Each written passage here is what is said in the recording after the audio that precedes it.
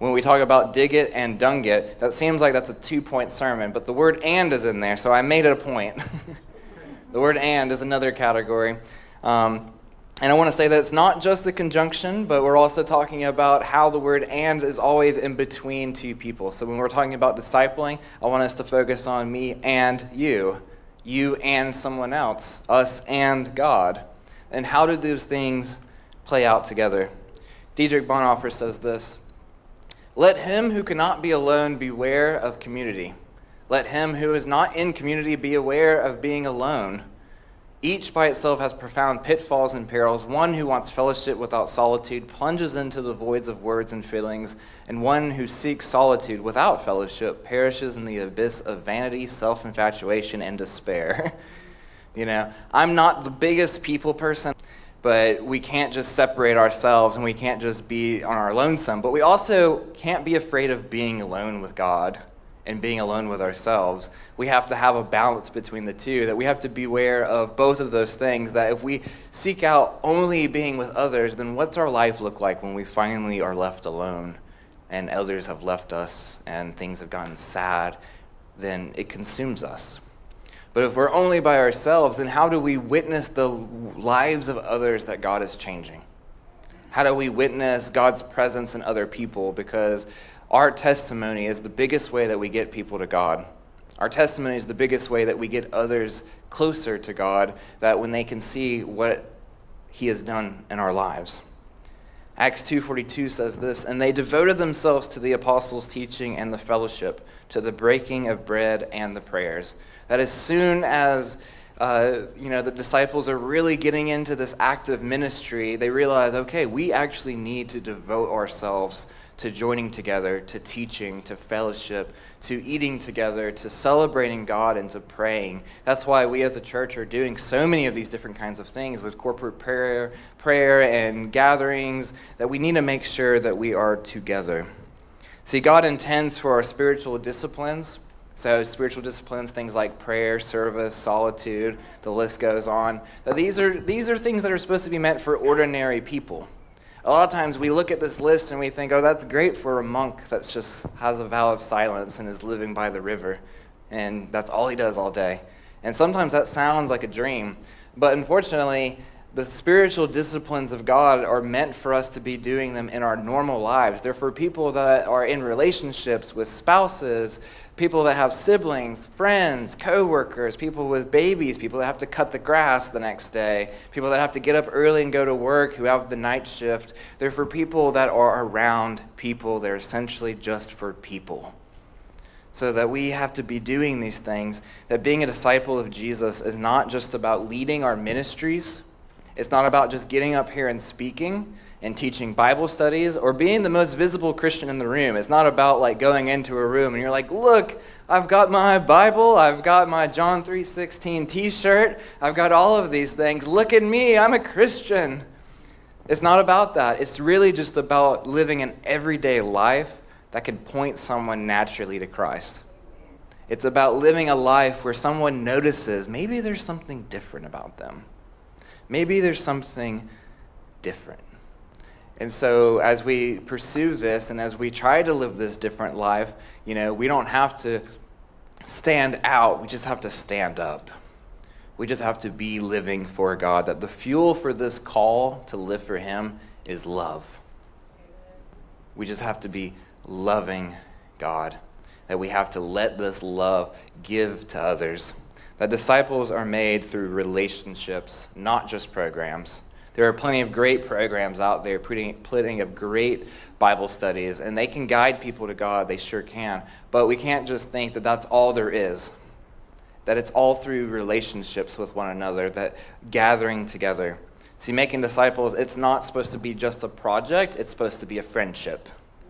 It's supposed to be a friendship. Think about with sports going on, with the World Cup, just gather some people together, have a watch party, spend time fellowshipping. Let them see you when you're resisting anger.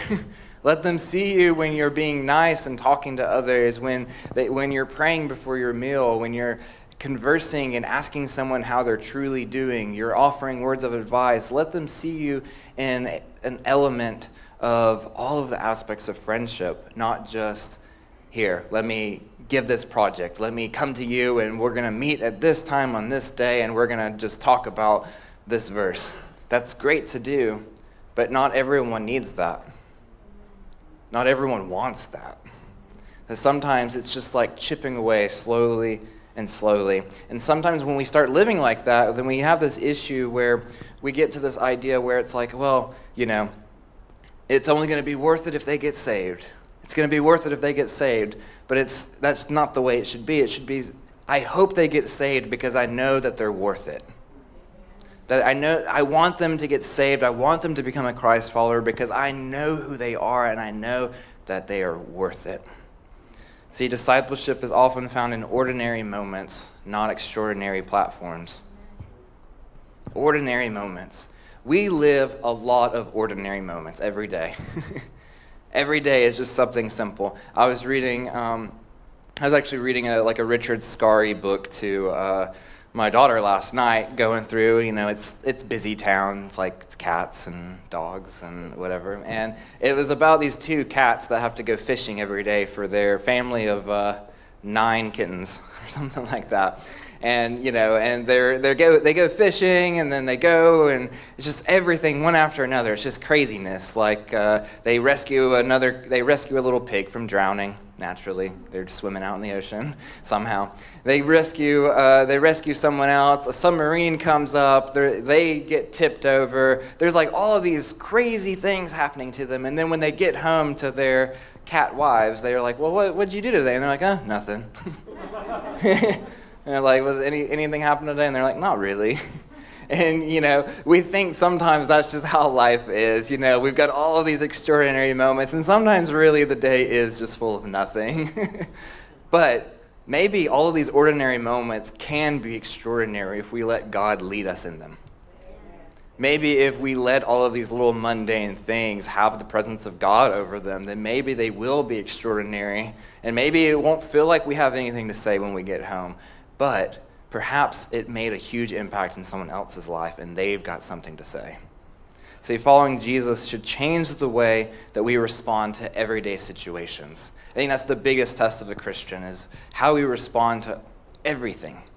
See, bad things happen to all people, all the time. Little annoying things happen to people all the time. On the way here, I had so many people that they would just make the slowest left turn imaginable. Just the slowest turn. I was like, you want me to push?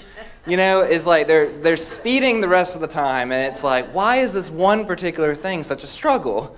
And it's like, okay, well, I've got to reframe my mind, and I've got to be careful with how I respond to all of these little everyday things. And then I come up to somebody, they're going a little slow. I'm like, well, I got to make sure I don't tailgate them, because what if they're coming to New Vision? I can't be riding their bumper. What if they see me turn into New Vision? They're going to be like, that church, tailgaters, terrible. And so we have to be careful with all of our little everyday situations of how we respond to them. See, the world doesn't need more Christians that are only in the name Christian. It needs disciples of Jesus whose everyday lives naturally make the name Christian worth believing in again. There's a lot of issues with the word Christian that people find. There's a lot of baggage that comes with it. And so I actually know people who they're like, oh, I'm not a Christian, I'm a Christ follower. I'm like, okay, that's great. They're both true. It's just one of them has more of a negative connotation to it. What we need is, we don't need people who just have the name and the banner of Christian. We need people whose lives look like it. Whose lives look just naturally to anybody that, maybe Christians are not what I'm thinking they are. That maybe it's worth believing in again. That we have to be in tow. In tow. I was driving the other day, and I saw a car that was pulling another car, real small. And on the back window, they had written in the paint letters, in tow, T-O-W. And I was like, I saw that, and I was like, oh, well, I didn't know. It's not like the car was going backwards for no reason. It was pretty obvious that the car was being towed. And I looked at it, and the more I thought about that is, it should be noticeable that we are in tow with God. It should be noticeable that He is pulling us along, that we are connected. We don't need to have the letters written on the back. That it should be recognizable. And same thing when we're discipling people, that when we are following other believers, it should be noticeable when those things start becoming similar in the good ways. Clement of Rome said this: "Follow the saints, because those who follow them will become saints." And now, Clement of Rome, if you didn't know, he was an early bishop of Rome, and when he's talking about the saints, he's not talking about people that have been sainted, because Clement of Rome is actually mentioned in Philippians 4. He's like the second round of disciples after the first round. So although he never met Jesus, he was there for the first generation of church leaders after the apostles. He's got letters to the Corinthians, and it's one of the most surviving Christian writings outside of the New Testament. And so when he's saying the saints, he's not talking about, all of these people through the church that have gone through all these lives. He's talking about all the people he just witnessed change their lives radically for Jesus. He's talking about all of these disciples, all the people around him. He's talking about the sheer impact that Jesus made just in those years of his ministry. He's talking about these disciples and all these apostles who he's watched change and grow, and they were tax collectors, they were fishermen, and now they're making writings, they're speaking, they're preaching, they're healing, they're doing extraordinary things. And he's like, I want to follow them so that maybe I will be a little bit more like them. And we need to follow God so that maybe we can be a little bit more like him. That we need to be following our Savior, that he'll start chipping away and making everything look more like himself. See, the ingredients for growth when we're talking about discipleship, we're talking about being in tow with someone, is we've got to have transparent trust. We have to have truth and community. And we have to have life change accountability. I think God has a lot of accountability on us, and sometimes when we go to prayer, there's just moments where it hits you and you feel this conviction. We should feel that sometimes. But we also should have that with others. We should have people that are willing to help us be trustworthy with each other, be able to talk about what hurts us, be able to recognize each other and notice things that are changing in our lives. That we should have all of these things to help grow.